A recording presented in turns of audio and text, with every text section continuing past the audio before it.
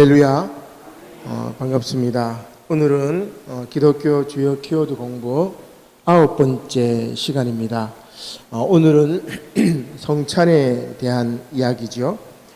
성찬은 우리가 절기가 바뀔 때 한 번씩 이렇게 성찬 예식을 진행하게 되는데 성찬의 의미가 얼마나 중요한지 오늘 말씀을 통해서 함께 살펴보도록 하겠습니다. 순서가 이제 이렇게 나와 있는데 원래 이제 로마에서 파송된 식민지를 통치하는 총독이 있습니다.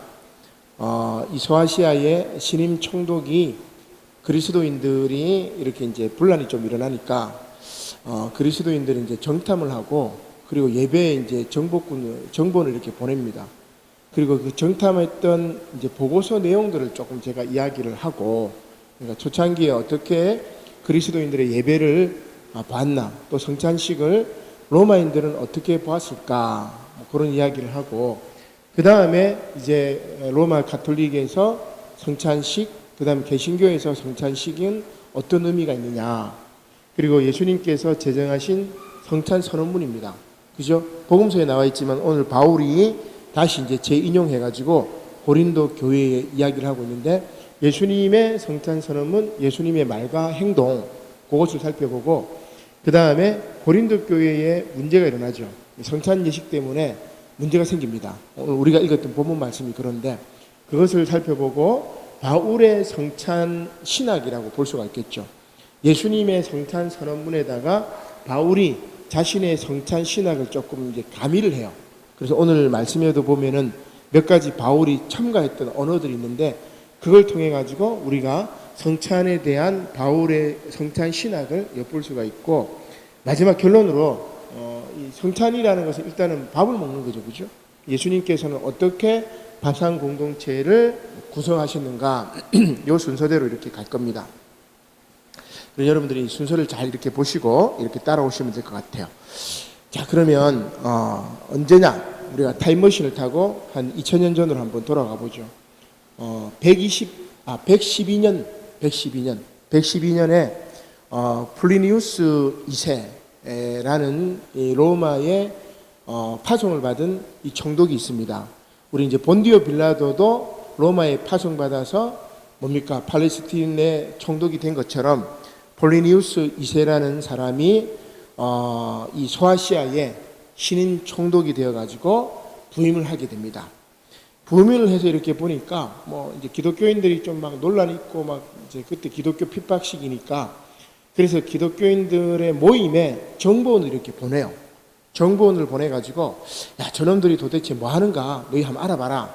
그리고 그 정보원의 보고를 받고 그것을 황제에게, 그 당시 황제가 누구였냐면 트라이아누스 황제입니다. 로마의 13대 황제인데 98년경부터 한 117년경에 통치했던 그 황제입니다. 그러니까 이 로마의 트라이아누스 황제에게 쓴 편지가 있어요. 이제 그 기절을 제가 한번 읽어드릴 텐데, 거기에 보면은 2000년 전에 우리 기독교 예배를 드리는 모습을 보고, 정말 이 로마에서 온 사람이니까 기독교인들이 예배를 처음 보는 거 아니에요, 그죠? 그리고 그 정탐꾼을 보내가지고 처음 이렇게 보고를 받고 어떻게 기록했을까? 자, 제가 한번 읽어드리면 이렇습니다. 나는 그들에게서 괴팍스럽고 극단적인 미신 밖에는 아무것도 발견하지 못했습니다. 괴팍스럽고 극단적인 미신은 뭘 말하겠습니까? 예수님을 신이다 얘기를 하기 때문에, 인간을 신이라고 이야기하기 때문에 미신이라고 생각하죠. 또 괴팍하다고 생각해요. 그 당시 로마인들은 신은 주피터, 제우스라든지, 그죠? 아주 이런 어떤 신화에 나오는 신들을 상상했지, 그저 한낱 인간이 신이 될 수는 없다고 생각해요. 물론 나중에 트라이아누스 황제도 이 사람이 최대로 로마 영토를 넓힌 왕입니다. 황제입니다. 그래서 이 황제가 죽은 다음에 원로원에서 이 황제를 신격화시키긴 해요.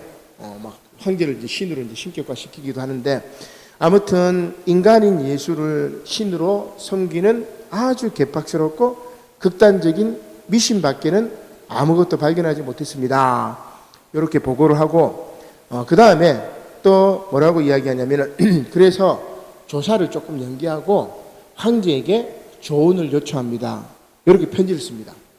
그 다음에 이제 정탐꾼이 그리스도인들의 예배죠, 미사를 보고 이야기한 것을 가지고 또 이 플리니우스 2세가 트라이아누스 황제에게 또 이제 편지를 씁니다. 뭐라고 썼냐면, 이 사람들은 정한 날 해돋이 전에 모여서 예수를 하나님으로 부르는, 하나님으로 찬양하는 노래를 부르고, 그리고 범죄 행위는 전혀 하지 않았습니다. 이렇게 얘기합니다. 그 다음에 헤어졌다가 다시 식사를 하기 위해서 모였지만, 여기 써져 있죠. 그것은 죄 없는 평범한 식사였습니다.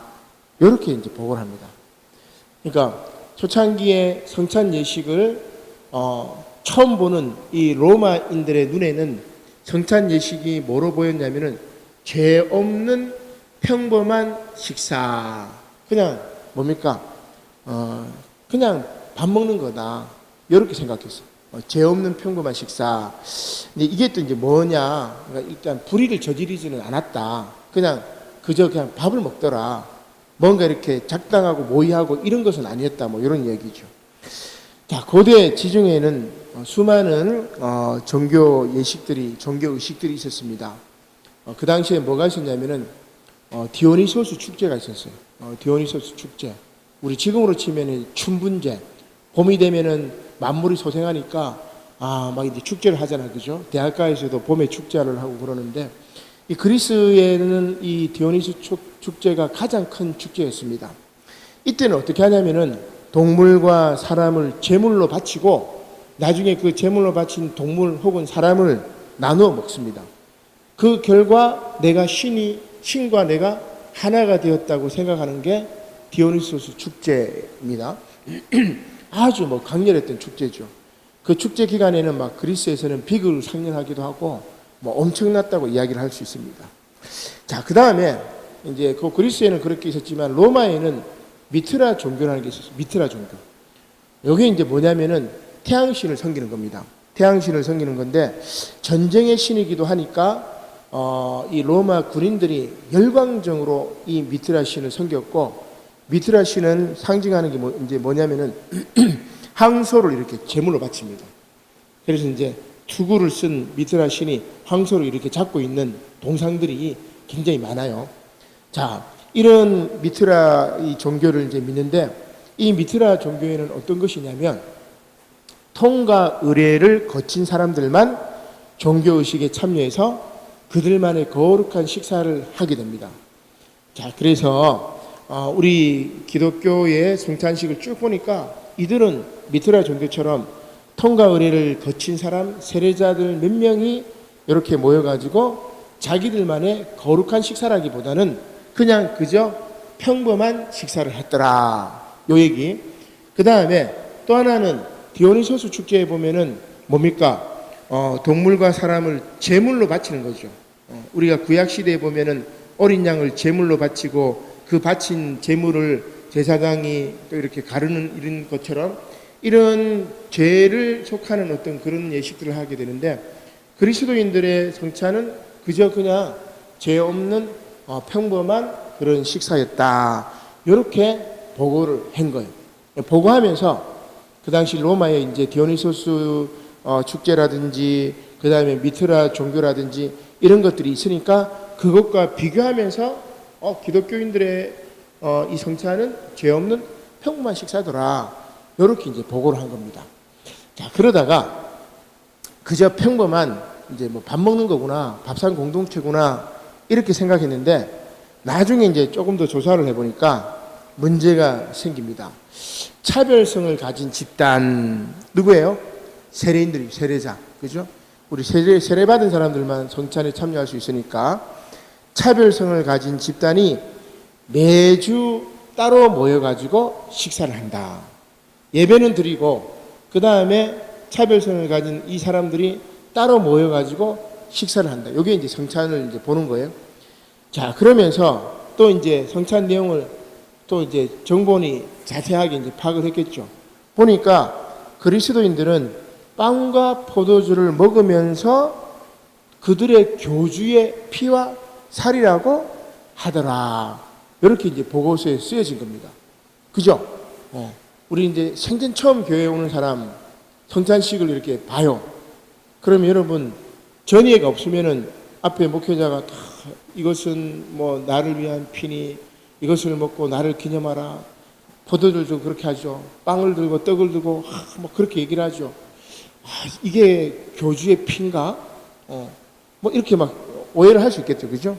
그래서 로마는 이제 로마 이제 사람들이 생각하기를 이놈들이 식인종이 아닌가라는 오해를 한 적이 있습니다.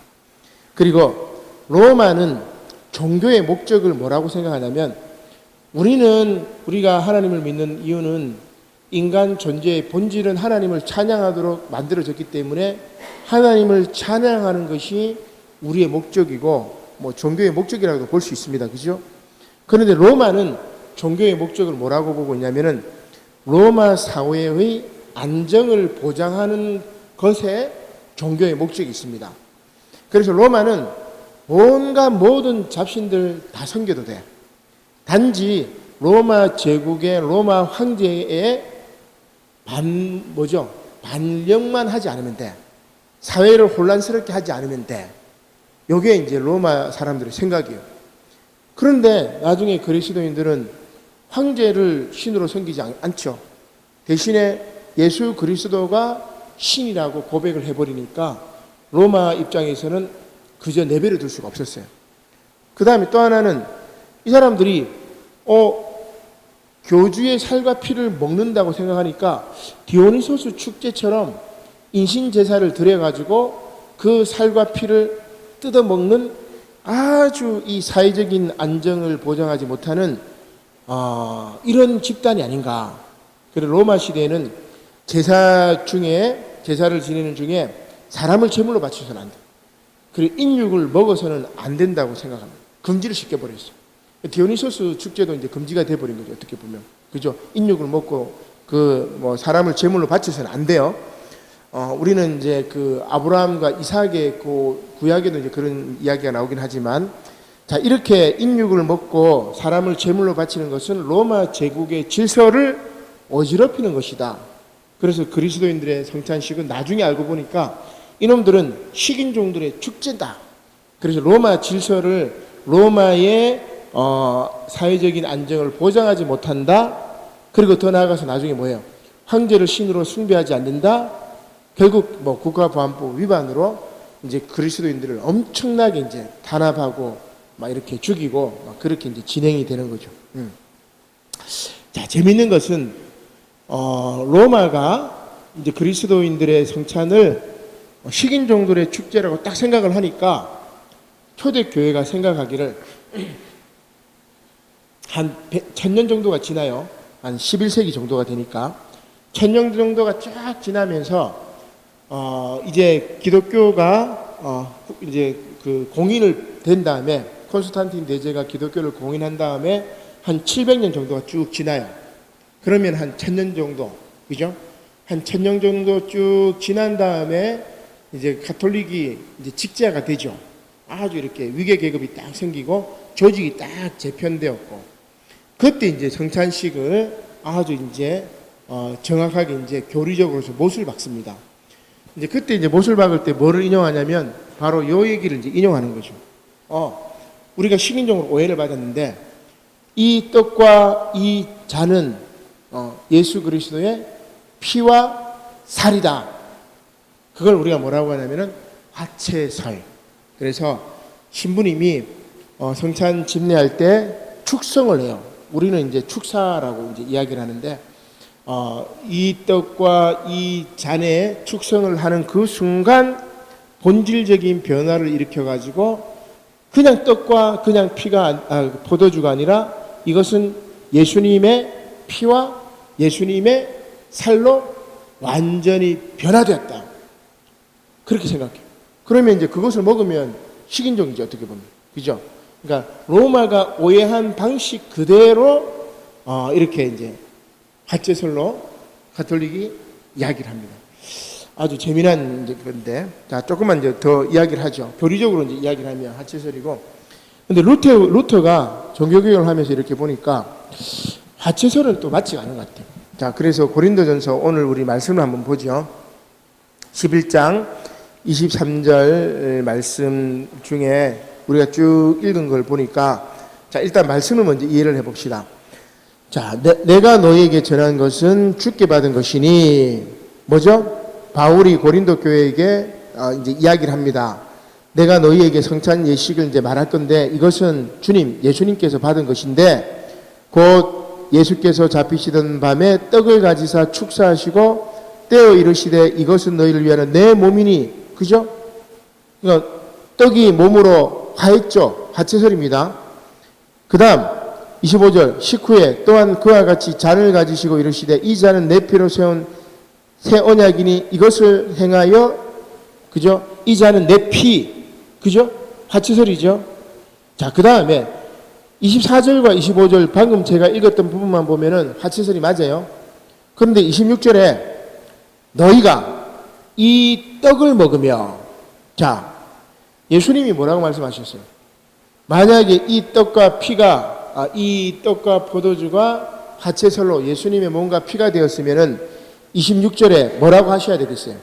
너희가 이 살과 피를 먹으며, 그죠? 너희가 이 살을 먹으며 이 피를 마실 때마다 나의 죽으심을 기억해라, 전해라, 이래야 되겠죠. 그런데 예수님께서도 축사를 하신 다음에도 이걸 떡이라고 얘기했어. 이해가 돼요, 여러분? 그러면 무슨 말입니까? 루터는 이 구절을 딱 가지고 이야기를 합니다. 이것은 화채설로 확 변한 것이 아니고 예수님께서 루터 편이 이건데, 성찬 안에서 성찬과 더불어 그 모습 아래서 그리스도의 몸이 신앙인에게 주어진다. 조금 어려운 말인데 우리가 실체 공제설이라고. 그러니까 예수님의 몸과 살이 이 떡과 포도주에 함께 존재한다. 공제설. 언제? 성찬식을 받아들이는 그 순간, 신자가 떡을 먹고 잔을 마시는 그 순간 그리스도의 몸과 피로 화해지되, 그것은 뭐예요? 떡과 또 포도주의 본질은 또 가지고 있어. 그래서 함께 존재한다고 해서 공제설이라고 이야기를 할 수가 있습니다. 실체가 공제한다는 말이죠. 성찬을 받는 순간만 그리스도가 현존하신다. 이렇게 루터가 아주 종교개혁을 하면서 이제 이렇게 성찬을 정리를 합니다. 반면에 이제 개혁파 쯔빙글리 같은 경우는 뭐라고 이야기하냐면은, 자, 쯔빙글리도 이제 성경을 해석해요. 자, 24절에 보니까, 자, 축사하시고 떼어 이르시되 이것은 너희를 위하여 내 몸이니, 자, 여기까지는 화채설이죠. 그런데 이것을 행하여 나를 뭐하라? 기념하라. 그죠? 그 다음에 25절에도 쭉 밑에 보면은 식후에 또한 그와 같이 잔을 가지시고 이르시되 이 잔은 내 피로 세운 새 언약이니 이것을 행하여 마실 때마다 나를 뭐하라? 기념하라. 무슨 말이겠어요? 기념하라. 상징설. 이거는 단지 예수님의 살과 피를 상징하는 것이지 그렇게 변한 것이 아닙니다. 상징하는 겁니다. 이걸 우리가 이제 뭐냐고 하면 기념설. 그 다음 나중에 칼빈은 영적 임재설, 영적 상징설, 이런 식으로 이제 이야기를 하기도 합니다. 자, 아무튼 같은 본문인데도 화채설을 끄집어 들기도 하고 상징설을 기념설을 끄집어 내기도 하고 공제설을 끄집어 내기도 하고. 근데 그 바탕에 보면은 너무너무 재밌는 것들이 많이 있는데, 화채설은 뭐예요? 예수님은 신은 무한의 영역입니다. 그죠? 무한의 영역이 무한한 것이, 우리 인간은 유한하죠. 그죠? 유한이 되었다는 성육신. 그죠? 화채설의 입장은 유한이 되었다는 입장입니다. 근데 우리 개신교는 하나님은 하늘에, 너 인간은 땅에, 철저히 신과 인간을 구별해버려요. 무한이 유한으로 들어왔다면은 우리가 신을 만날 수가 있는 거죠. 그죠? 내가 열심히 기도하면 신과 하나가 될 수 있는 거예요. 근데 우리 개신교는 또 그렇진 않아요. 그죠? 예수 그리스도라는 중재자가 있어야 되기 때문에 유한은 무한을 품을 수가 없어요.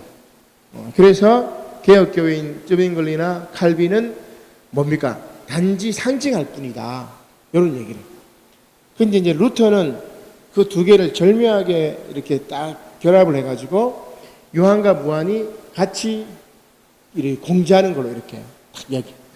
이게 이제 그 당시 이제 중세 뭐 철학적인 논쟁하고도 다 연결되면은 굉장히 이제 재미가 있는 내용들인데, 우리가 그것들은 그냥 이제 참조를 하도록 하고.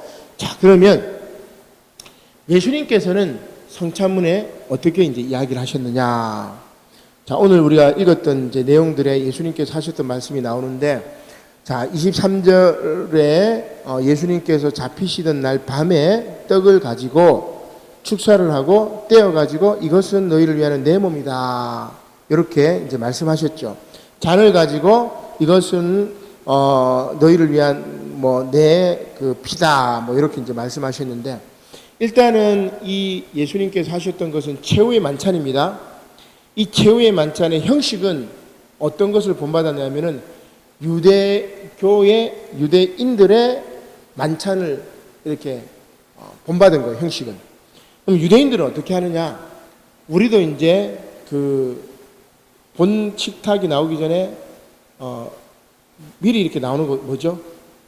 먼저 이렇게 나중에 나오는 거 디저트라고 그러고, 애프타이저. 애프타이저가 먼저 쭉 나온 다음에 간단하게 먹고, 그 다음에 이제 본 요리가 나오죠. 그죠? 그 다음에 본 요리가 끝난 다음에 디저트가 이렇게 나온단 말이에요. 그게 우리의 이제 식사 예법이라고도 할 수 있는데, 지금 이제 서양식 식사 예법인데, 유대인들도 마찬가지. 전식이 있고, 중식이 있고, 그 다음에 후식이 있습니다. 디저트가 있어요. 그럼 유대인들의 전식은 뭐냐? 잔입니다, 잔. 포도주, 어떻게 보면. 잔을 들고 유대인들은 하나님을 찬양합니다. 쫙, 이게 전식이에요. 그리고 쫙 잔을 이제 내려놓고 한 잔 마시고, 그 다음에는 떡을 딱 들고 빵을 들고 하나님을 찬양하는 말을 하고, 그 다음에 떡을 이렇게 나눠줍니다. 뭐 가장이 이제 가족들에게 나눠주든지, 뭐 어머니가 이제 가족들에게, 이제 유대인들은 이제 가장이 그렇게 나눠주겠죠. 떡을 쪼개가지고 아들 하나, 딸 하나, 가족들에게 이렇게 나눠줍니다. 이게 중식이에요. 본 식탁. 그 다음에 다 먹었죠. 다 먹으면은 이제 디저트가 있죠. 후식입니다. 후식. 뭐 하냐? 다시 잔을 주고 또 하나님을 찬양해요. 찬양의 말을 쭉 한 다음에 이 잔을 어떻게 하냐면은 쭉 돌립니다. 잔을 돌려가지고 한 모금씩 먹고 쭉 이렇게 돌려. 우리 이제 애찬식 할 때 이제 그렇게 하잖아. 그죠? 자, 이렇게 하는 것이 바로 이 유대인들의 식사 예법인데, 최후의 만찬의 형식은 이 유대인들의 그 만찬하고 똑같다. 형식은 단지 내용이 바뀝니다. 내용이 바뀌는데, 여기서 예수님의 말이 중요합니다. 자, 예수님의 말이 중요한데 뭐라고 이야기하느냐? 자, 이는 여러분을 위해 주는 내 몸입니다. 그죠? 24절에 뭐라고 되어 있습니다. 이것은 너희를 위하는 내 몸이니. 그리고 또 26절에도 뭡니까? 25절이죠. 이 잔은 내 피로 세운 새 언약이니. 이렇게 되어 있죠. 그죠? 그래서 이제 쉽게 표현하면은 이것은 여러분을 위해서 주는 내 몸입니다. 이것은 여러분을 위해서 주는 내 피입니다. 이렇게 이제 번역을 해볼 수가 있습니다. 근데 이 표현은 신약 성경이 그리스어로 쓰여졌기 때문에 그리스식 표현입니다. 그래서 이제 서술어가 있죠. 뭐 형용 서술어가 있는데, 예수님은 그리스 말을 하지 않았어요. 예수님은 여러분 그리스 말을 몰라요? 모릅니다. 우리 뭐 알파 베타는 이 그리스 단어 예수님은 아마 모르지 않으셨을까? 예수님이 쓰셨던 언어는 뭐겠어요? 아람어입니다. 아람어. 히브리어하고 페르시아 언어하고 섞여 있는 아람어입니다. 아람어. 자, 아람어식으로 표현하면은, 아람어에는 서술어가 없어요, 여기. 그러면 아람어식으로 예수님이 하셨던 말씀을 우리말로 번역해가 바꿔버리면 어떻게 되느냐? 이 떡을 가지고 이것은 내 몸, 그 다음에 이것은 내 피, 이렇게 서술 없습니다. 이런 게 없죠. 서술하는 뭐 꾸며줄 말이 없습니다. 자, 그런데 유대인들은 표현을 어떻게 하느냐? 우리 이제 우리 국어 표현에 보면 제유법이라고 그러는데 뭘 이야기하냐면은 사물의 하나의 부분을 가지고 전체를 표현해요. 자, 지금 제가 펜을 들었는데 칼은 펜을 이길 수 없어. 무슨 말이에요? 무기는 이 글 쓰는 뭡니까? 이런 뭡니까? 뭐 문학이나 이런 것을 이길 수 없다. 이 말이죠. 그죠? 이해가 됩니까? 예수님께서도 제유법을 이제 표현하신 적이 있는데 뭐가 있냐면은 사람이 빵만으로는 살 수 없다. 그럼 무슨 말이에요? 빵이 뭐를 대표하죠? 모든 음식을 대표합니다. 그러니까 하나가 전체를 대표하는 거예요. 이걸 제유법이라고 이야기를 하는데 유대인들은 그런 표현을 굉장히 많이 해요. 그러니까 하나를 가지고 전체를 표현하는 거죠. 그죠? 하여튼 그런 표현들이 구약에도 많고 신약에도 굉장히 많아요. 예수님도 그렇게 표현했어요. 그러면 예수님이 이것은 내 몸이라고 한 것은 뭘까? 나의 전부라는 말이에요. 그리고 예수님께서 이것은 나의 피라고 얘기하는 것은 뭐예요? 나의 생명이라는 거예요. 피는 생명이기 때문에. 자, 이제 이해가 됩니까? 그러면 성찬식에서 예수님께서 하셨던 말씀 뭐예요? 받으시오 나의 전부를. 그죠? 받으시오 나의 생명을. 그렇게 합니다. 그럼 왜 예수님께서 이 최후의 만찬에서 그렇게 이야기를 하셨을까? 이제 이 최후의 만찬 이후에 곧 들이닥칠 자신의 운명을 보았습니다. 가룟 유다가 나를 배반하고 갔구나. 이제 이 만찬이 끝나면 로마 병정들이 나를 득달같이 달려들어가지고 잡아서 십자가에 못 박아 죽이겠구나. 그것을 생각하면서 이제 예수님이 떠나면 이 제자들은 다 흩어질 거 아니에요. 베드로도 3번이나 나를 부인할 거고 제자들이 다 흩어져서 내가 이 땅에 와서 공생의 기간 동안 선포했던 이 사랑의 나라, 하나님의 나라, 이것이 뿌리 내리지 못하고 어떻게 될까? 참 고난의 밤을 보냈을 것 같아요. 그러면서 제자들에게 이야기하면서 받아라, 이것은 나의 전부니라. 받아라, 이것은 나의 생명이니라. 내가 이 땅에 와서 나의 전부를 바쳐서 나의 생명을 바쳐서 너희들을 사랑했고 또 그 사랑을 너희들에게 전했고 그 사랑으로 말미암아 세상이 구원을 받을 수가 있는데 절대 포기하지 말고 이것을 기억하고 너희들이 나를 따르라. 그러면서 이것은 나의 전부, 이것은 나의 뭐죠? 나의 생명 하면서 성찬 예식을 베풀었던 겁니다. 얼마나 예수님의 마지막 음성이 여기에 담겨 있는지를 우리가 잘 알 수 있다는 것을 깨닫게 되는 거죠. 그래서 예수님께서 이것이 나의 전부이고 이것은 나의 피라고 이야기하셨던 것이 바로 예수님의 성찬 선언문이라고 할 수가 있습니다. 자, 그런데 이제 조금 더 나가 봅시다. 바울은 예수님의 성찬 선언문에다가 몇 가지 이렇게 조금 이제 삽입을 합니다. 오늘 우리 고린도전서의 본문에 이제 몇 가지 삽입 구절이 나오는데 왜 이제 그 얘기를 하느냐면은 고린도 교회에 문제가 생기죠. 성찬 예식 때문에 문제가 생깁니다. 어떤 문제가 생기느냐? 자, 다시 본문으로 나아가 보면은 자, 뭐라고 이제 볼 수 있냐면 20절입니다. 20절. 고린도전서 11장 20절. 같이 한번 읽어볼까요? 고린도전서 11장 20절 시작. 그런즉 너희가 함께 모여서 주의 만찬을 먹을 수 없으니 21절 이는 먹을 때에 각각 자기의 만찬을 먼저 갖다 먹으므로 어떤 사람은 시장하고 어떤 사람은 취함이라. 아멘. 자, 고린도 교회에 성찬식을 하는데 먹을 때에 각각 자기의 만찬을 먼저 갖다 먹으므로 자기가 싸온 도시락 먼저 먹습니다. 근데 배가 고프니까 빨리 먹어야지 하면서 막 먹어버려요. 그러니까 어떤 사람은 나중에 오니까 먹을 게 없어요. 시장하고. 또 어떤 사람은 포도주를 너무 많이 마셔가지고 막 취해버린 거예요. 그러니까 여기 죄 없는 평범한 식사라고 그랬잖아요. 그죠? 떡과 포도주를 먹는, 빵과 포도주를 먹는 게 식사인데, 어떤 사람은 포도주를 너무 많이 먹어 막 취해가지고 막 뭡니까? 동백 아가씨 막 노래 부르고 막 그렇게 한단 말이에요. 또 어떤 사람은 못 먹어가지고 막 배가 고파. 그래서 바울이 뭐라고 이야기합니까? 야, 너희가 이렇게 함께 모여서 죄 만찬 먹을 수 없다. 그래서 22절에 이렇게 욕을 합니다. 너희가 먹고 마실 집이 없느냐? 너희가 하나님의 교회를 업신여기고 빈궁한 자들을 부끄럽게 하느냐? 내가 너희에게 무슨 말을 하냐? 너희를 칭찬하라. 이것으로 칭찬하지 않겠다. 막 바울이 막 고함을 지릅니다. 그리고 바울이 이제 성찬 예식을 딱 규정해 줍니다. 그래서 바울의 성찬론이 지금 이제 오늘 우리가 읽었던 본문인데, 자, 바울이 이제 삽입을 하는 게 있습니다. 첨가했던 내용들이 있는데 어떤 내용들이냐? 자, 먼저 우리 한번 말씀을 보면은, 자, 24절에 축사하시고 떼어 이르시되 이것은 내 몸이니, 그죠?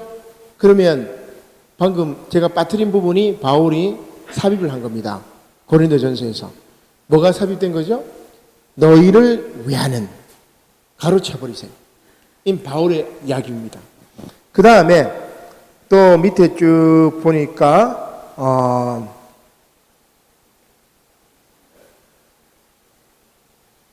내 몸이니, 그 부분만 하나 있고. 자, 그러면 요거에 바울이 너희를 위하는 내 몸이니, 요 말은, 너희를 위한다는 말은 뭐예요? 예수님께서 우리 죄를 대신해서 돌아가셨다는 바울의 십자가 대속 사상, 바울의 십자가 신학이 여기 들어간 거예요. 이해가 됩니까, 여러분? 그죠? 너희를 위한다는 말은 바울이 첨가를 했는데, 바울이 신학, 예수 그리스도가 우리의 죄를 위해서 죽으셨던 십자가 대속 사상을 이야기를 하는 겁니다. 자, 그 다음에 또 25절에 보면 이런 말씀이 나오는데, 식후에 또한 그와 같이 잔을 가지시고 이르시되 이 잔은 내 피로 세운 새 언약이니 이것을 행하여 마실 때마다 나를 기념하라. 이 잔은 내 피다. 예수님은 그렇게 말씀하신 거예요. 그죠? 이 잔은, 이 피는 내 생명이다. 이렇게 말씀하시는데 바울이 첨가합니다. 내 피로, 이 잔은 내 피로 세운 새 언약이니. 새 언약이라는 말을 또 갖다 붙여요. 그 다음에 뭡니까? 이것을 행하여 뭐 할 때마다? 마실 때마다. 두 구절이 첨가되었어요. 하나는 새 언약이라는 말이 첨가되었고 또 하나는 마실 때마다라는 말이 첨가되었습니다. 그러면 이건 뭘 말하는 거예요? 바울이 구약의 언약 사상, 그죠? 옛 언약과 새 언약, 예레미야에 나오는 그 생각들, 그 다음에 마실 때마다라는 것은 뭐냐면 이 새 언약을 계속해서 끊임없이 반복해서 실행하라고 명령하는 겁니다. 옛 언약은 십계명 돌판에 새겨진 것이지만 새 언약은 우리 가슴판에 새겨졌지만 그 새 언약의 증거가 바로 예수 그리스도죠. 구약에서 예언했던 메시아가 신약의 예수 그리스도로 나타나셨기 때문에 바울은 예수님이야말로 새 언약의 징표이고 이것을 우리가 마실 때마다 반복해서 실행해서 그 계약을 이어가자, 요 얘기를 하는 겁니다. 무슨 얘기예요? 예수님의 삶과 죽음을 기억하고 기념하고 그의 삶을 살자 이야기입니다. 굉장하죠. 그 다음에 하나 더 첨가하는 게 26절 말씀인데, 너희가 이 떡을 먹으며 이 잔을 마실 때마다 주의 죽으심을 전해야 되는데, 그 가로에 딱 하면 뭐가 빠졌어요? 그가 오실 때까지. 그가 오실 때까지. 그죠? 이거는 뭐예요? 바울의 선교적인 차원에서 추가를 한 겁니다. 뭐예요? 초대교회에서 재림열망 사상이 있었죠. 데살로니가 교회에 예수님이 언제 오시는가? 재림열망이 엄청나게 강했습니다. 그래서 재림에 대한 이야기를 바울이 데살로니가 교회에 편지를 쓰고 그랬는데, 오늘 이 고린도 교회에도 바울이 뭐라고 이야기하냐면은 주님이 오실 때까지 예수님의 삶과 죽음을 기억하고 기념하고 그분처럼 살아라. 재림할 때까지 다 이렇게. 그러면 이 구절이 오늘 우리가 읽었던 본문 구절이 예수님의 말씀의 원뜻, 그 다음에 바울의 거대한 신학적인 사상, 대속론이 들어가 있죠. 그 다음에 또 뭐가 들어가 있어요? 재림론이 들어가 있죠. 그죠? 그 다음에 계속해서 또 새 언약을 이야기하기 때문에 개약 사상이 들어가 있어요. 그래서 기독교는 바울을 빼버리면, 물론 역사적인 예수님의 삶도 중요하지만 바울이 그것을 엄청나게 신학적으로 공고하게 이렇게 만들었던 겁니다. 우리 오늘 이 바울의 신학의 틀 위에 있는 거죠. 십자가 신학이라든지 그 다음에 종말 사상이라든지, 그죠? 이렇게 우리가 바울의 성찬론을 이렇게 살펴볼 수 있겠고, 자, 그러면 이렇게 어렵게 얘기하지 말고, 그러면 예수님의 식탁은, 밥상은 뭐였냐? 그래서 복음서를 쭉 보면은 예수님께서 누가복음 11장에 보면은 바리새인이 초대하니까 가서 먹어요. 그죠? 그 다음에 세리, 그 당시에 세리는 막 죄인 취급했어요. 그죠? 삭개오가 세리였잖아요. 그죠? 누가복음 19장에 보면은 삭개오가 초청했을 때 그 집에 가서 먹습니다. 그리고 세리들이 초대해도 예수님께서 마가복음 2장에도 보면 또 가서 같이 함께 식사를 해요. 그 다음에 예수님의 식사는 또 놀라운 것이 있는데, 마가복음 2장 말씀인데, 우리 마가복음 2장을 한번 찾아보도록 하죠. 자, 마가복음 2장 16절. 자, 우리 전에 우리가 주일날 이렇게 읽었던 본문이기도 한데, 자, 15절부터 16절 한번 읽어봅시다. 마가복음 2장 15절로 16절 말씀 55쪽입니다. 시작. 그의 집에 앉아 잡수실 때에 많은 세리와 죄인들이 예수와 그의 제자들과 함께 앉았으니 이는 그러한 사람들이 많이 있어서 예수를 따르미르라. 바리새인의 서기관들이 예수께서 죄인 및 세리들과 함께 잡수시는 것을 보고 그의 제자들에게 이르러 어찌하여 세리 및 죄인들과 함께 먹는가? 예수님의 식탁은 뭐였어요? 바리새인이 초대해도 가서 먹었고, 세리가 초대해도 가서 먹었고, 그 다음에 바리새인들이 보기에 죄인들과 함께 먹었다고 이야기합니다. 자, 그래서 예수님께서 그 이야기를 들으신 다음에 17절에 뭐라고 이야기합니까? 그들에게 이르시되 건강한 자에게는 의사가 쓸데없고 병든 자에게야 쓸데있느니라. 나는 의인을 부르러 온 것이 아니요 죄인을 부르러 왔노라 하시니라. 예수님의 식탁은 뭐예요? 평등 식탁이고, 더 나아가 죄인들과 함께하는 그런 식탁이었습니다. 그 성찬이 예수님의 마지막 만찬 때에는 자신의 온몸과 또 온 생명을 내어주는 그런 생명의 성찬 예식, 그죠? 그것이 오늘 성찬의 참된 의미입니다. 자, 다시 한번 정리를 해보면 로마 총독의 눈에는 참 우리 이 성찬 예식이 죄 없는 평범한 식사로 이렇게 보였습니다. 그러나 나중에는 이제 오해를 하게 되죠. 살과 피로 이제 변했다. 하체설로 이야기를 하기도 하고, 그 다음에 저빙글리 같은 경우는 상징설로 이야기를 하기도 하고, 루터는 이 두 가지가 같이 공지한다고 이야기를 하고. 그러나 예수님의 성찬문은 우리가 앞서 살펴본 바대로 이것은 내 몸, 나의 전부다. 이것은 내 피, 나의 생명이야. 이것을 너에게 주노라. 그죠? 거기에 바울이 조금 첨가합니다. 바울의 성찬론을 통해서 바울이 첨가를 하게 되는데 뭐예요? 새 언약으로, 그 다음에 마실 때마다 기억하고, 그가 오실 때까지 기념하고, 그리고 너희를 위해 주는 나의 피와 나의 생명과 나의 전부라고 학대 해석하고 있는 것입니다. 예수님의 이 평등 식탁이 정말 생명을 내어주는 그러한 식탁으로 변화되는 이 놀라운 신앙의 신비가 오늘 우리는 성찬할 때마다, 성찬식을 우리가 참여할 때마다 꼭 생각하고 그렇게 기념하시기를 주님의 이름으로 간절히 축원합니다. 아멘. 기도드리겠습니다. 고마우신 하나님, 감사를 드립니다.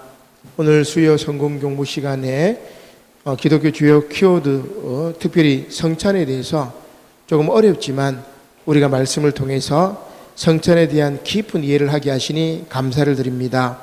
아버지 하나님, 오늘 말씀처럼 이것은 나의 전부, 이것은 나의 생명, 그렇게 말씀하셨던 예수님의 성찬 선언문을 우리가 깊이 이해를 하고 우리에게 생명과 또 예수님의 전부를 우리에게 주셨던 것을 기억하고 오늘 우리들도 주님을 위해서 또한 아버지 하나님, 이 땅에 정말 많은 죄인들, 소외받는 사람들, 또 힘든 사람들, 그들과 함께 평등 식탁을 이룰 수 있도록 하나님 함께하여 주시옵소서. 주님께서 다시 오실 때까지 이것을 기념하며 기억하며 살아갈 수 있도록 하나님 함께하여 주시옵소서. 감사를 드리며 예수님의 이름으로 기도드립니다. 아멘.